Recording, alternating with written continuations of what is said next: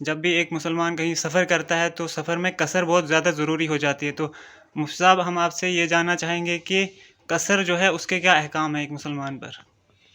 بسم اللہ الرحمن الرحیم. نماز مسلمان پر فرض ہے، لیکن نماز کی حالتیں الگ الگ ہو جاتی ہے. ایک بندہ ہوتا ہے جو صحت مند ہوتا ہے لیکن اپنی جگہ پر ہوتا ہے. دوسرا بندہ کی اپنی جگہ پر ہے لیکن صحت مند نہیں ہے، بیمار ہے، یا کبھی کبھی بیماری کم ہوتی ہے، کبھی زیادہ ہوتی ہے، یا کبھی بیماری پورے بدن میں ہوتی ہے، کہیں بیماری پورے بدن میں ہی کسی عضو میں ہوتی ہے.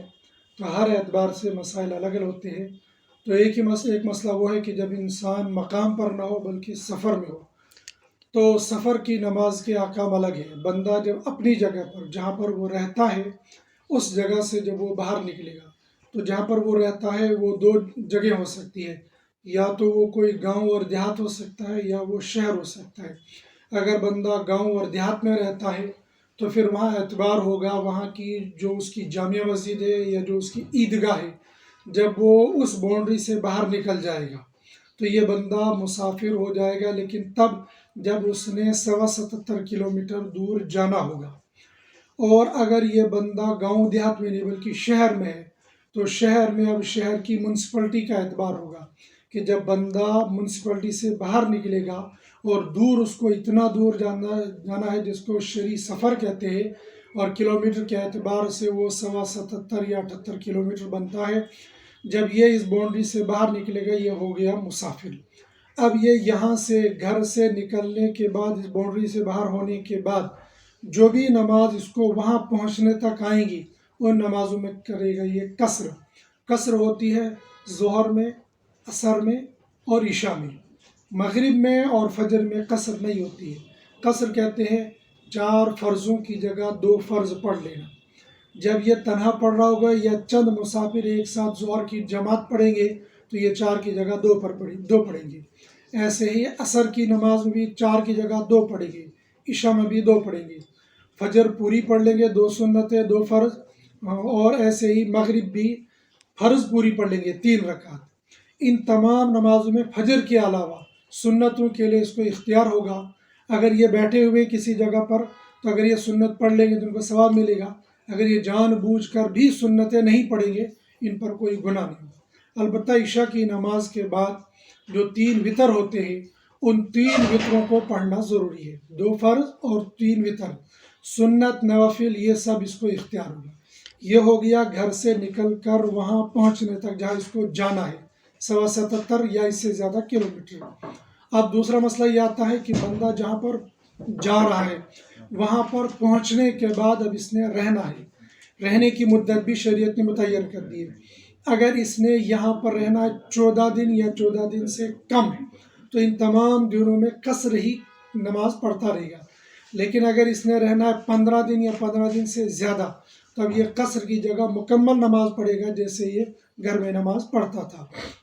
مفتی صاحب اگر کسی انسان پر قصر جو ہے لازم ہو گئی پھر اگر وہ قصر نہ کرے تو اس کا کیا حکم ہے؟ یہ بندہ شریعت کی نظر میں گنہگار ہوگا، اس لیے کہ جس شریعت نے ہمیں قصر پڑھنے کا حکم دیا ہے، جس شریعت نے ہمیں نماز پڑھنے کا حکم دیا ہے، وہ شریعت نے ہمیں یہ کہا ہے کہ جب تم قصر سفر میں ہو تو تم کو قصر کرنی لازمی ہے. اگر بندہ 2 کی جگہ 4 پڑھ لے گا تو یہ بندہ گنہگار ہوگا، اللہ کے یہاں یہ مجرم ٹھہرایا جائے گا. ہاں البتہ یہاں پر یہ بات ہے کہ جس جگہ پر یہ بندہ گیا یہاں پر جب اس نے رہنا ہے 14 دن یا 14 دن سے کم ہے تو یہ مسافر. لیکن یہاں پر رہنے کے ساتھ اگر یہ مسجد میں نماز پڑھتا ہے اور مقیم امام کے پیچھے نماز پڑھتا ہے تو اب اس کو برابر 4 رکعت اس مقیم امام کے پیچھے پڑھنی ہے. جب یہ تنہا پڑھ رہا ہوگا یا چند مسافر جماعت کی نماز پڑھ رہے ہوں گے تو تب اس نے 2 ہی رکعت پڑھنی ہے. ایسا نہیں کرے گا کہ مقیم امام کے ساتھ جماعت پڑھنے کے لیے گیا، اپنی 2 رکعت پڑھ لی، اس کے بعد سلام پھیر اور امام باقی 4 پڑھے گا. اگر ایسا کرے گا تو اس کی نماز سرے سے نہیں ہوگی، اس کو نماز لوٹانی. مفتی صاحب ایک آخری سوال ہے اسی کے حوالے سے کہ آج رمضان المبارک ایسے ہی چل رہا ہے، تو اگر کوئی انسان جو سفر میں ہو اسے رمضان المبارک میں تراویح پڑھنی چاہیے یا نہیں پڑھنی چاہیے؟ تراویح بھی سنت نمازوں میں داخل ہے، تو جو حکم دوسری سنت نمازوں کا ہے وہی حکم تراویح کا بھی ہوگا. کہ اگر یہ بندہ مقام پر ہے اور اس کو کوئی کام نہیں ہے تو بیٹھا ہوا ہے، اگر اس کا دل چاہے تو تراویح پڑھ لے، اور اگر دل نہ چاہے تو نہ پڑھ لے۔ لیکن مشورہ یہ ہے، یہ فتویٰ یعنی یہ مسئلہ نہیں ہے، بلکہ مشورہ یہ ہے کہ اگر ہم بیٹھے ہوئے ہمیں کوئی کام نہیں ہے پڑھ لینی چاہیے تراویح، اس لیے کہ رمضان مبارک کی مبارک گھڑیاں ہیں، یہ پھر کبھی آئیں گی یا نہیں آئیں گی۔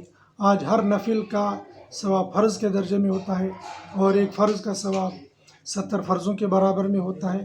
لہٰذا اگر ہم تراویح جیسی عظیم عبادت کو ہم پڑھ لیں گے، کتنے بیمار ہوتے ہیں اور کتنے ایسے بھی ہوتے ہیں جو ایک ٹانگ پر ہوتے ہیں تب بھی وہ تراویح پڑھ لیتے ہیں، بیمار بھی تراویح پڑھ لیتے ہیں۔ تو مسافر بھی اگر پڑھ لے گا تو اس کا ثواب ملے گا، لیکن اگر نہیں پڑھے گا تو شریعت کی نظر میں گنہگار بھی نہیں ہوگا۔ مفتی صاحب بہت بہت شکریہ، آپ کا قیمتی وقت آپ نے ہمیں دیا۔ تو ناظرین یہ تھے ہمارے ساتھ جو کہ بالکل بھی کسی تعارف کے محتاج نہیں، مفتی عنایت اللہ صاحب قاسمی، امام و خطیب جامعہ مسجد کھٹی کا تالاب جموں۔ تو اس ویڈیو کو آگے سے بھی شیئر کیجیے گا۔ ملتے ہیں آپ کے ساتھ نیکسٹ ویڈیو میں انشاءاللہ، تب تک کے لیے اللہ حافظ۔